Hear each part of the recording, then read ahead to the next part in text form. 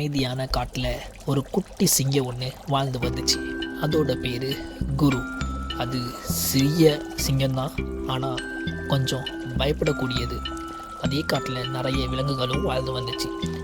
அந்த குரு சிங்கம் கர்ஜிக்க முயற்சி பண்ணிச்சு. ஆனால் அதோட கர்ஜனை பூனை மாதிரி தான் இருந்துச்சு. அதனாலேயே மற்ற விலங்குகள் எல்லாம் அதை கொஞ்சம் கிண்டல் பண்ணாங்க. குருவும் கொஞ்சம் மன வருத்தத்தில் இருந்துச்சு. ஏன் நம்மளோட ஒண்டியும் சிங்கம் போல் கர்ஜிக்க முடியல, நம்மளோட கர்ஜனை ஒண்டியும் பூனை மாதிரியே இருக்கே அப்படின்னு. ஒரு நாள் அந்த காட்டில் நல்ல மழை. எல்லா விலங்குகளும் ஓடி போய் ஒளிஞ்சிக்கிட்டுங்க.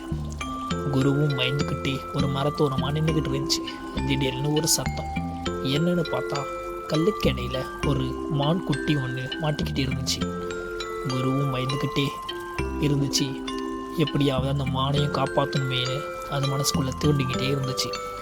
அது பயத்தை வெளில காட்டிக்காமல் கொஞ்சம் தைரியத்தை வர வச்சுக்கிட்டு நல்லா கர்ஜிச்சுக்கிட்டே அந்த கல் பக்கத்தில் போச்சு. அதோட கர்ஜனையும் இப்போ சிங்கம் போல் இருந்துச்சு.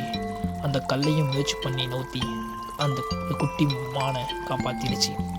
உடனே எல்லா விலங்குகளும் நம்ம குருவா இது, இப்படி தைரியமாக வந்து அந்த மானை காப்பாற்றிடுச்சு அப்படின்னு சொல்லி எல்லாரும் அதை உற்சாகப்பட்டாங்க.